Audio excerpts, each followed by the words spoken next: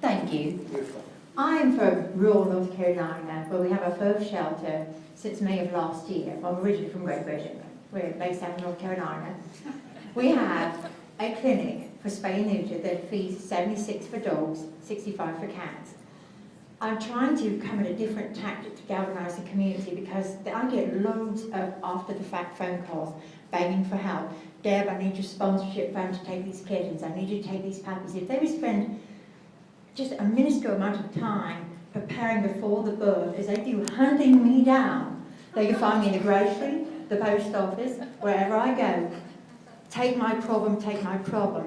What would it be a good, fresh angle, since I've been beating this for like 5 years for spay and neuter, to galvanise people would be face-to-face consultation, mailings. What is the best way would you recommend to reach the people that come to me after the fact, after the babies have been born and they need my sponsorship money to keep them out of the shelter?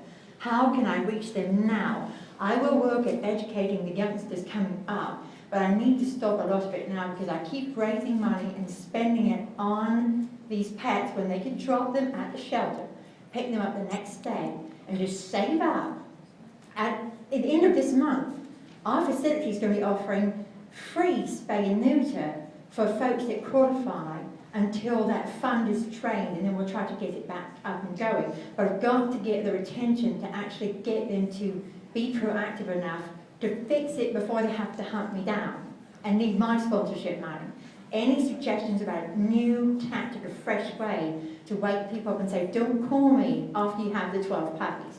Let me help you get them down to the shelter. I even offer transportation. I've done that for people. I've transported disabled people's animals to the shelter, deliver them back to their home. But what would be a great, fresh idea to help me reach them? Change your phone number. They'll still see, they see this hat, they'll know it's me, they'll hunt me up. I think it's about changing perspectives, you know. I've had a couple of crazy volunteers, if there are such those people in this world, who wanted to start turning our puppy testicles into earrings after their first ride, and to just say, you know, this is kind of an alternative way of coming at this perspective.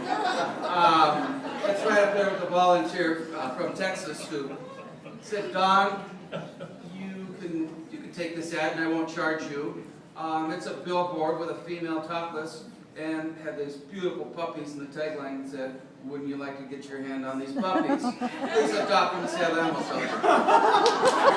It's about perspective. It's about getting ahead of the game. Mike, it is getting to be the end of the long day, but I figured I don't know, I thought I knew this. I want to work on attitude. It's rural America. I need to tweak the attitude. I've made progress. I definitely see it, but I'm not satisfied. Not me.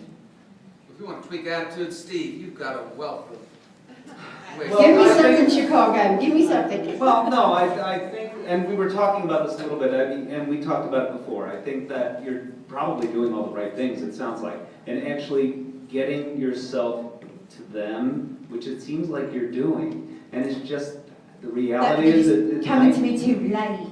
Yeah, I understand what you're saying, and listen, if I had a magic answer to your question, I probably wouldn't be here. So in all honesty, I don't have it. My best answer is to integrate yourself in the community, and it sounds like you've done that, and you are that if they're recognizing you at the post office, and having those conversations with people that I am sure you don't need me to tell you what they should be, because it sounds like you're having them. I guess just keep plugging away at it. Face-to-face meetings. Every day. And stay focused, like you said, on the children.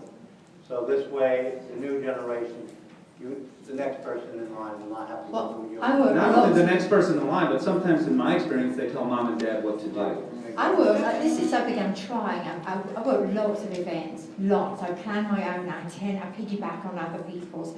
I'm trying to do pre-registration, talk to folks that are adopting with me that day, or they're talking about their pet and they've yet to spay and neuter. I'm trying to get them to sign up, you know, and say, well, let's make an appointment. Then I don't get the after-the-fact phone call, what the rates are. I said, well, if you don't have the money now, let's plan for a few months down the road. Do you think you could get it together? Can I help you get some assistance, get the 76 stores together? Or maybe I can get Animal Protection Society of Rockingham County to cover your costs.